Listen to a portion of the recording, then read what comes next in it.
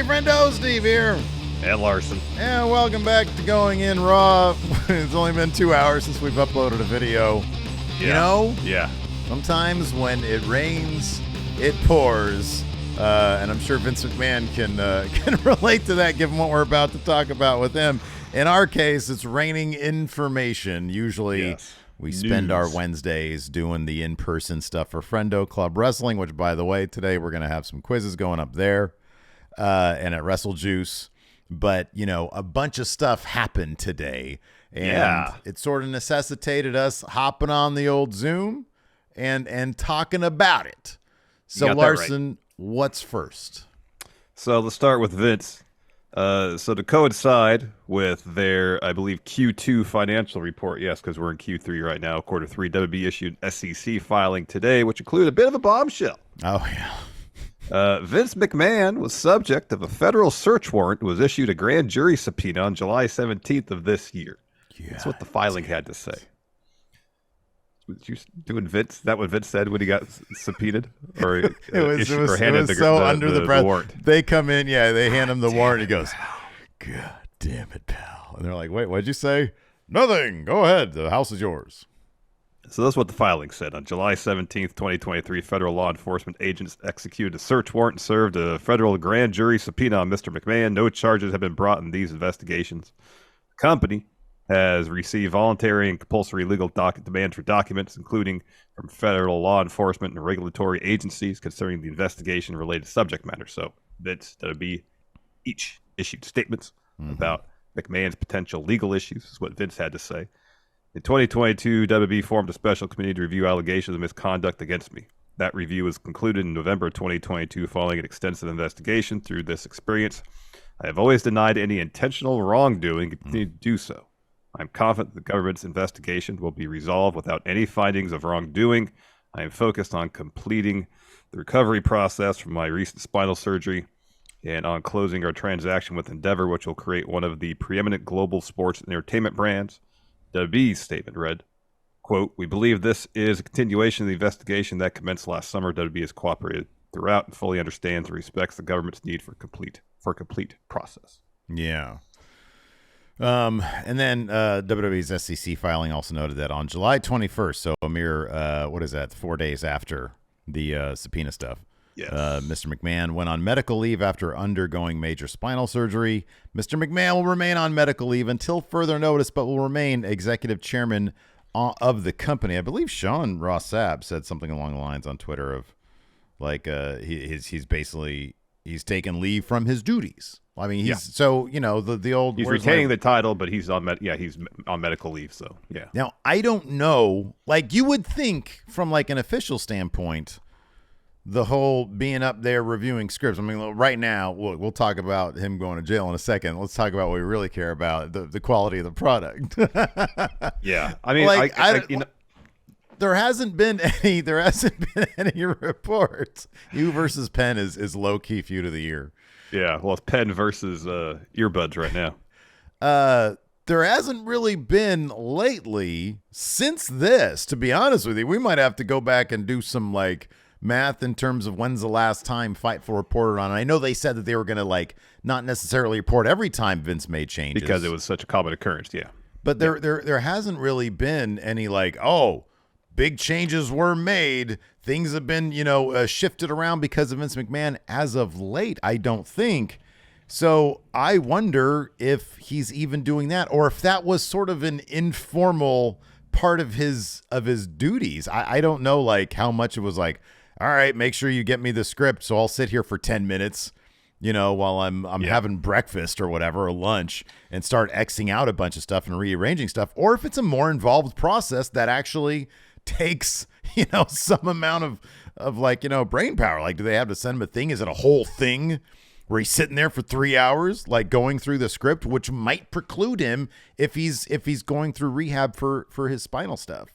Yeah, I don't know. Without knowing, the only thing we know about the spinal surgery is Fightful Select said it was life altering. Yeah, right. Now I don't know what that can mean. That could mean that he's been dealing with significant back and spinal issues, and the surgery is an effort to alleviate that. It could mean, due to the nature of the surgery, he has to have a significant amount of fusions done. That could limit his mobility? We don't know. We don't know. Yeah. So not going to speculate on that. But nonetheless, regardless of the nature of the surgery, he will be for a protracted period of time recuperating. We don't know the nature of that. You don't know the nature of that recuperation. Is he bedridden for a number of weeks? Right. Yeah. Is he up moving around already? Typically, they want to get you up moving around as soon as possible whenever you have surgery or any sort of medical procedure done. But we don't know. So we don't know what he can or can't do. If he's laying in bed, and they bring him his morning coffee and steak wrap with ketchup. is he going to be put his reading glasses on and get his red pen out and start going over scripts? We don't knowing what we know about Vince. If he's capable of reading scripts and making notes, he will likely do so, but we just don't know. Okay, so this is the interesting thing here. Sean Ross Sapp, who's pretty well plugged in, we all know that. Yeah. Tweeted this out 3 hours ago. He said, so it would have been, 11 a.m. now? It would have been 8 a.m. Pacific. Yeah. Vince McMahon, there's no quotes here, so he's not quoting the statement. Yeah. Vince McMahon has been on medical leave from all duties since July 21st. Now, that's not what the statement says.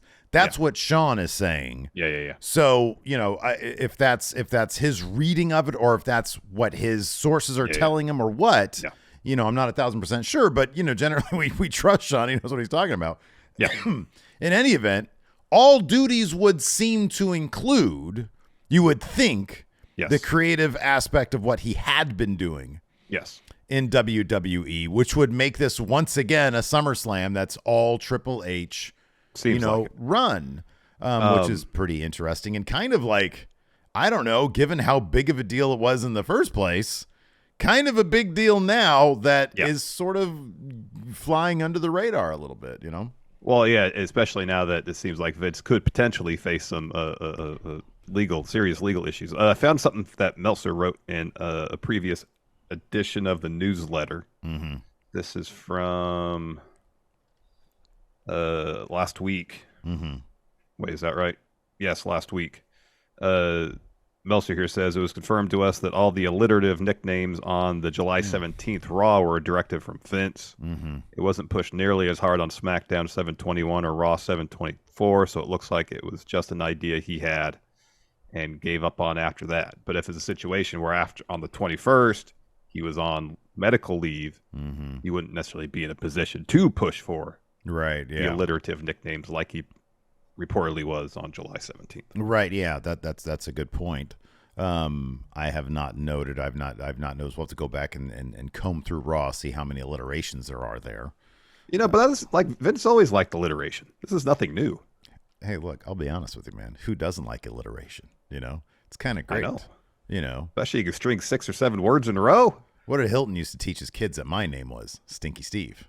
Exactly. I didn't fight that because the alliteration was wonderful. Exactly. Imagine if it was Super Stinky Steve. Right, exactly. Yeah, I know. Wow. 3 S's. I know. Get 5 or 6 in a row? Yeah, man.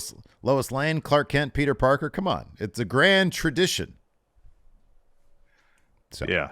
Exactly. So, yeah. All right, let's talk about Vince going to jail now. Let's move on to that. Man, he ain't going to jail. But worse, he'll be house arrest. So, yeah, let's talk about that, though. Man, the worst will probably be a fine. You're probably right. Wait, so back up. There's been so much shit. Is this still going to be the whole, like, he paid hush money and then he Remember back, I don't remember if it was Wall Street Journal's first string of reports or the second one. Like there was, when the story first broke from the Wall Street Journal, they had several 2, 3, 4 reports in a row. And then towards right before he resigned, summer of last year, there was a few more, and I believe it was a second batch of reports, where they were talking about maybe it was right when after he came back. I don't remember exactly. Okay. But there was talk amongst last year about potential SEC investigations into all the allegations and NDAs and stuff like that. And this is just the first we've heard of it since then. Yeah, right. This seemed to be coming it just took a year, because it was about a year ago, a little over a year ago, that the report dropped and then Vince had to resign and all that kind of stuff. And so this seems like it was just a long time coming. And I have no idea, like at this point, what the time frame would be.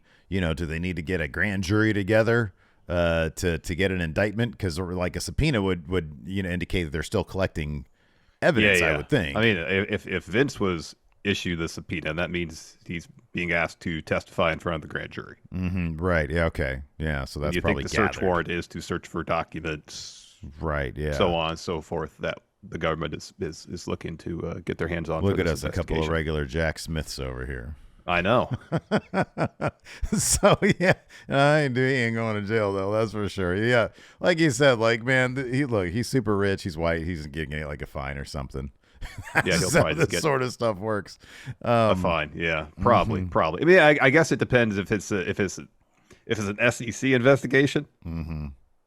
Yeah, it's a fine. Mm-hmm. Right. Yeah. If it's some other governmental body, that's one thing I didn't necessarily say in here is what agency is conducting the investigation. Mm-hmm. This is federal law enforcement. Yeah. I mean, it could be the FBI. We don't know. I mean, dude, there was still that, in the pushback letter from the board, there was still that like undisclosed, to the public, information that could, see light of day.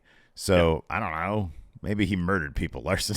I mean, he'd probably still get like house arrest or some shit. I mean, it's interesting that when there was that pushback letter from the board, when he was trying to force his way back in, it was pretty forceful on the board's part, saying, "Stay the hell away." Right? Yeah. Exactly. Yeah. You're toxic. Yeah. Yeah. That was the subtext. Yeah. So there's got to be. I mean, there was already a lot of stuff that was bad. Yeah. You think he's maybe the Zodiac killer?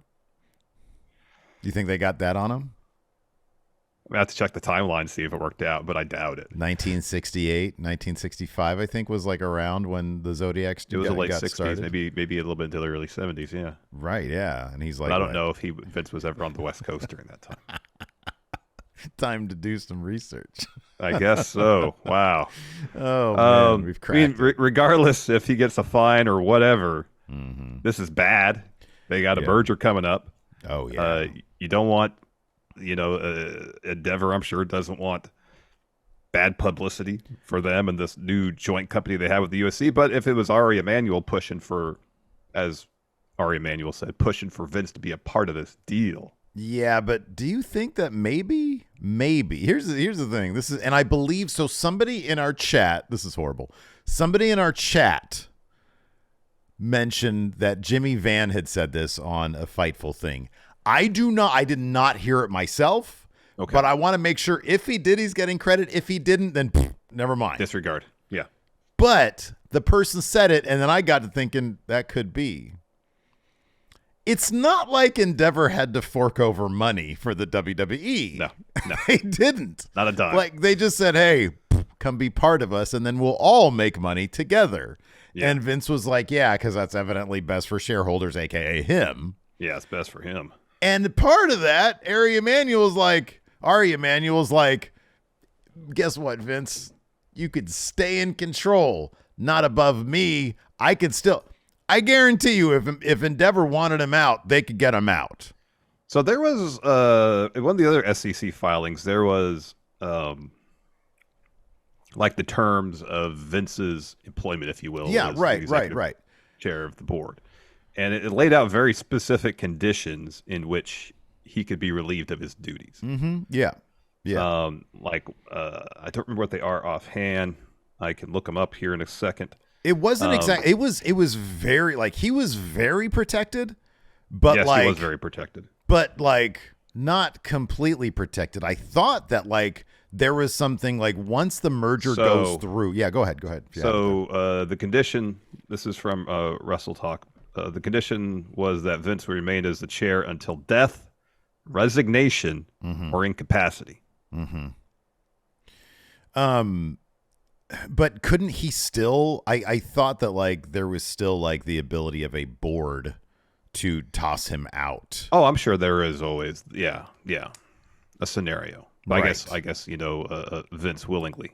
And if I'm not mistaken, the board is made up of like half Endeavor people and half WWE people, but I thought it sided more towards like the end. I think there's like one additional vote for the Endeavor or whatever like that. But he ain't bulletproof. It ain't his business No. anymore, No. So the business split is 51-49, I believe, in favor of Endeavor. Endeavor, right, yeah. So they would have a slight numbers advantage on the board, I would believe. I think so, yeah. So yeah, WWE is getting 5 members of the board, and there's 11 total. I swear to God, you just said WWE. A lot of information I'm trying to get out there quickly. like wrestling news now, WWE. And so I guess the idea that this chatter said that Jimmy Van mentioned was Ari brought him on to get WWE buttered him up, knowing full well that this shit was coming down the pike, or at least he would have a method of getting rid of him, probably because he knows that eventually something like this would happen.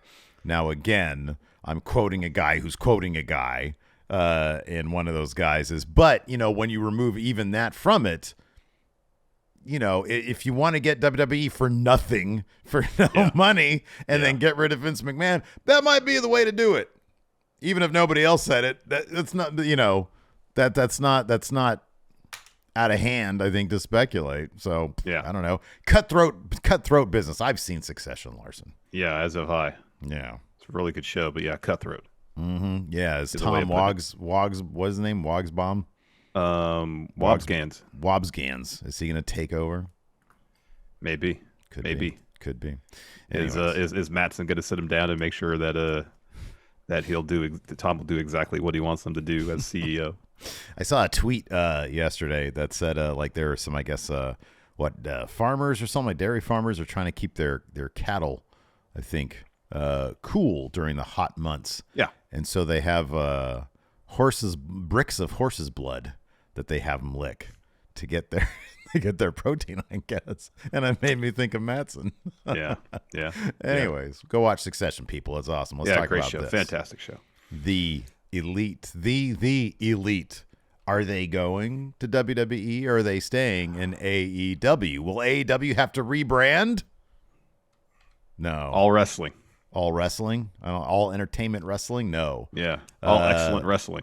So as first reported by Sports Illustrated and later confirmed via AEW press release, the elite are going to remain all elite. Justin Barrasso first broke the news that Kenneth Omega, Matt Jackson, Nick Jackson, and Hangman Adam Page all sign new multi-year deals with the company, and Omega and the Young Bucks will retain their titles of executive vice presidents. Ooh. Not massively surprising, I guess. No, this is a not company really. they helped found. Mm-hmm. Yeah. They've helped build. Yeah. And who knows if Collision hadn't been a thing and CM Punk was still coming back, if that would have been enough to drive a wedge between them and the company they helped found, enough for them to want to leave. Mm-hmm. Yeah. But you look at the press release, or you look at the Sports Illustrated write-up about it, and which they got sound or like blurbs from Kenny and the Jacksons and Hangman, and like Kenny's talking about, I wanted to face the highest level competition, a bunch of different styles from around the world. AEW is the only place I can do that. Mm-hmm, yeah. Nick Jackson is talking about, I like the schedule because it allows me to spend more time with my family. Mm-hmm. Got to stay in AEW if you want that. That's true. Yep. And it sounds like financially, based on what Nick had to say, it was a very competitive offer. Mm-hmm. Yeah. Yeah. I would imagine that Tony Khan is going to pay the money he needs to pay to retain the elite. I didn't imagine that money was going to be an issue in terms of where they were going to go. Yeah. It was the atmosphere at AEW so toxic that they no longer wanted to be a part of it, or is it a situation where we did this, we built this new company, we built this alternative to WWE. Mm-hmm. If this is our last full-time wrestling deal, mm-hmm. are there other things, dreams that we have always thought about attaining? This is our last chance to do it, and that would kind of really be the only reason they would go to WWE. They go to be at WrestleMania, for example. Did it specify? Obviously, the press release didn't specify the number of years. No, it just said multi-year deal. No information on terms in terms of obviously number of years or much less the money. Yeah, that stuff generally isn't Sean released. Rossap said that he's working on something for Fightful. Yeah, he had something on Fightful Select a couple minutes ago. Yeah. But we'll talk more about probably later. It's not typical of the world of pro wrestling for terms of contracts to be announced anyways. No, it's not. No, it's not like It's not. Most So not exactly surprising they're sticking around. I don't know what AEW would have survived without them, but it would have been, for a little bit, a bit of a hollow shell of what it is now, because what is AEW without the Elite? I mean, like, just from on paper, like, dude, they've got the talent. They've got, like, the roster. Mm-hmm. But they were the ones who brought everybody to the table. They're the ones who brought them to the dance. Their literal name is in the name of the company, which would have been an awkward situation. Not not one that's unmanageable, but still an awkward situation. I mean, if CM Punk has his way, that he would be gone. But it'd be like all Phil Brooks wrestling at that point, right? Yeah, APBW. Yeah. So it will be interesting to see if any details get out with regards to creative control. They probably, I mean, I don't know. I have no idea what's going on, in their heads or what with the whole CM Punk situation. But clearly, I don't know if they would re-sign if they didn't have some assurances that they would be kept away from, what they might perceive of as shenanigans from CM Punk. I mean, it's going to be very interesting over the coming months. And I say months because I don't know how much more time is on CM Punk's contract, what he wants to continue to do in AEW. Yeah. Or if this situation, which seemingly is working out right now, the split between Collision and Dynamite, will continue. There's like two high profile pay-per-views coming up very shortly. Yeah. And we'll see how this all plays out. But there's also like the matter of the main title picture being kind of up in the air, where if CM Punk ends up, if Tony Khan's like, well, we're going to have a unification match, CM Punk's going to be champ, he's going to be the guy, he's going to have to show up on Wednesdays, in which case it sort of blows up the entire idea of Collision and Dynamite. You could do a thing like we saw last week with Adam Cole and MJF, where they were on Dynamite in a pre-recorded backstage interview that was done last week. They didn't show up on Dynamite because they were on Collision. You could do a thing where if Punk's going to be on Dynamite, the Elite can be on Collision and vice versa. Yeah, you could do that. Yeah, that's a lot of managing right there. But I guess it is a lot of managing. You have to get Kevin Nash out with his whiteboard to manage all that. Right. Exactly. Yeah. I mean, like if the Elite had left, AEW's got a great roster. Yeah. And eventually they'd be fine. It would just be an interesting situation where the performers that a lot of people view as kind of the heart and soul of AEW, the Elite, up and left. Yeah, and that's what I was referencing. They'd kind of be like a bit of a shell for a bit. They'd overcome. They got a lot of great talent at AEW. No, just from a perception standpoint. Yeah. Absolutely. It's like, man, the guys who started the company followed Cody Rhodes, another guy who started the company. Yeah. And they went for, what people might perceive of as the primary promotion and not the secondary promotion. Not the secondary. They founded secondary promotion, no longer interested in building secondary promotion. They only want to work for primary. So speaking of which, Tony Khan did respond, of course, in the Cody Rhodes documentary. Yes. Triple H referred to, AEW in the context of Cody Rhodes had a decision. I'm paraphrasing. Cody Rhodes had a decision. Did he want to be the face or champion of a secondary promotion, or did he want to be, where the big boys play, WWE? Yeah. Check out the adjective. And so referring to AEW as a secondary promotion. Tony Khan responded to that in an interview with the Orlando Sentinel, said this, and this transcript is from Wrestling Observer, says, "We certainly won't be the secondary promotion at All In. We're number one in the UK on TV and with a record gate. I have a lot of respect for Cody. I know these weren't his words, to be fair, but we're not secondary in a lot of markets. For the first time in a long time, WWE has been secondary in a lot of markets. I'm proud of where we're at, and we're not taking a back seat to anybody. No. There's nothing terribly shocking or controversial there. No, he doesn't want to say that nobody's going to sit there and say, we're the secondary.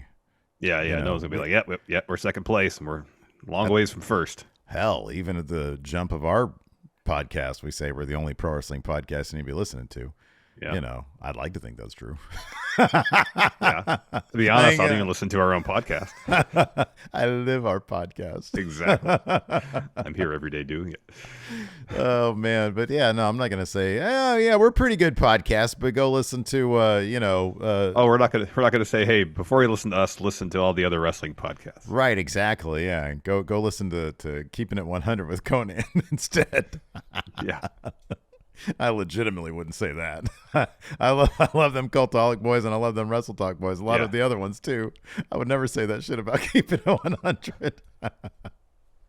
Oh man. Anyways, you want to talk about Randall Keith Orton, Steve? We got a bit of an update on Randall Keith Orton and his new mech, his new flesh mech. Yeah, man. Let's hear it. Yeah. So Fightful Select has an update on Randy Orton following the back injury that has sidelined him for more than a year now. Fightful states that while Orton is planning a return to the ring, quote, sources within WWE Creative said that as of this past week, Randy Orton has not been factored in WWE Creative plans whatsoever.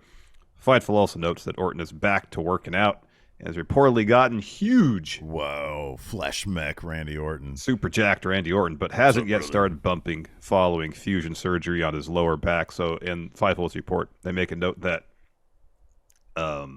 lower back fusion apparently isn't nearly as common for wrestlers. And so it's kind of uncharted waters as far as how his body may react to a return to in-ring competition. Yeah. That's scary business right there. It is. I don't know a single doctor. I don't care how healthy anybody is. A single doctor that would be like, pro wrestling's a great idea.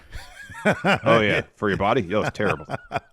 It's terrible. So it's not surprising that this doctor would be like, "This is a really bad idea." But yeah, man, you can only hope.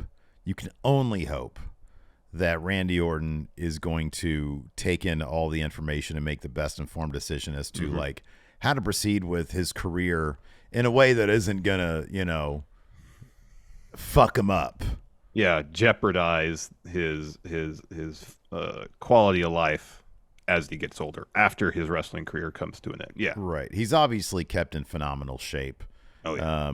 I am morbidly curious to see what huge Randy Orton looks like. Oh, me too. Because obviously looking like Brock Lesnar. Like in our heads, we're so ridiculous. We think he's gonna come out there looking like Rawgate Mutant or Brock Lesnar or something like that. Yeah. Just ginormous. Yeah. But yeah, I don't know. Hopefully the guy is just, he's given so much to the industry. He's obviously a legend. And as much as, I think he was doing really good work before he left or before he was forced to leave. You want the guy to be healthy and happy more than anything. Yep. So hopefully he makes the right decision here. and I'd be happy with whatever he chose. When people talk about Big E coming back, I'm like, man, I don't even want to see the guy come back unless he was completely and totally healthy and happy to do so. And he was able to do so. And I wouldn't have to worry about one of my favorite wrestlers, getting fucked up because I don't want to see that, Yeah, exactly. So, yeah. Exactly. Yeah. What, the health and quality of life for the wrestlers is first and foremost. So, yeah. You want to do a Dynamite preview? We don't normally do these. We don't normally do I can get a celebrity impersonator right on the line right now. Oh, that's unnecessary because it's not. Do we have Ed on the line? No, we don't need anybody. Do we have Ed Manning on the line? Hilton, I know for sure Hilton is not in your office, so I don't know why you're. Where's the Dynamite preview? Can you put it here in the notes so I? No, I'm not going to. Ed can. Okay. Nope, not going to happen. Nope. I'll do the Dynamite preview today. Thank you very much. And Ed can comment on that. Here we go. No. Hello, Larson. Ed Manning, the Ed Man here. So I understand we've got some more of this fake wrestling thing that we're going to talk about today on your show. Yes. Is this more Hulk Hogan stuff? That's the only wrestling I remember is when it was like Hulk Hogan and Andre the Giant. I remember that stuff. Okay, well, that's good for you. And, of course, The Undertaker, because that's my celebrity impersonator. Yeah, I would think so. I'm surprised that wasn't the first name you mentioned. Anyways, let's get to this preview. Let's do it. We got Kenny Omega and the Young Bucks taking on Jeff Jarrett, Jay Lethal, and Satnam Singh in six-man tag action. I remember Jeff Jarrett. I remember him from, like, the late 90s. Who are the other people? Can you explain it in detail, please? Oh, you should watch it. You should watch AEW Dynamite, and then you'll get an idea. Also, AEW, what's anything that? goes match between John Moxley, Trent, and Penta. Look, I don't know much about wrestling, but that sounds underwhelming. All right, Aussie Open defending the Ring of Honor tag titles against Vikingo and Commander. He's a Viking? Yeah. And then there's like an army commander. No, he does not. The Commander is not a vocational. Do any of these wrestlers do the Tombstone? The Young Bucks do. Or the Last Ride Powerbomb? I don't know about anybody on this show, but Nobody yes, does it like the Dead Man, the Undertaker. That's me. Well, you're an Undertaker impersonator. So we got a Jack Perry face-to-face with Jerry and Lynn. Maybe we'll see Rob Van Dam tonight. Is Jack Perry related to Luke Perry? Yes, this is son. I loved 90210.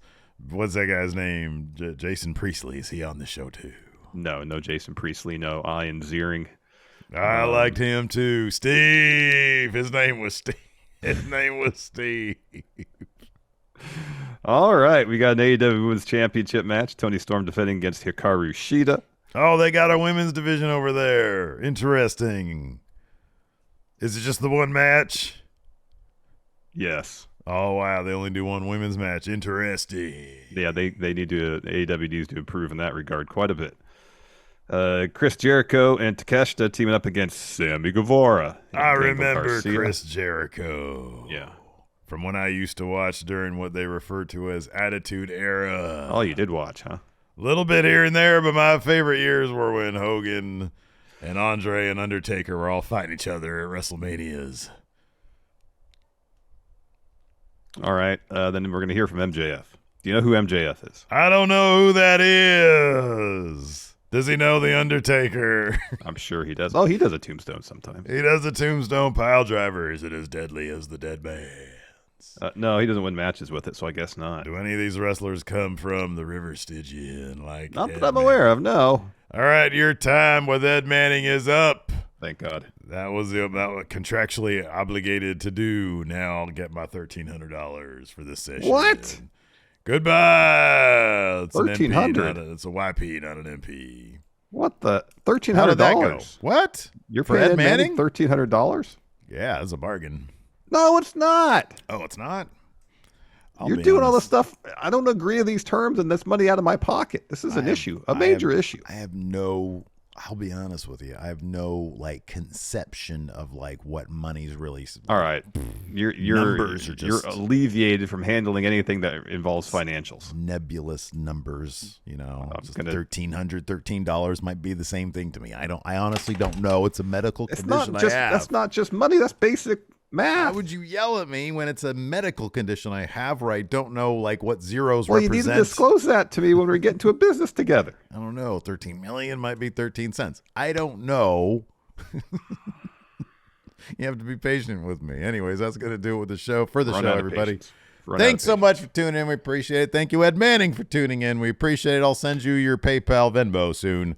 Till next time, we'll talk to you later. Goodbye, everybody.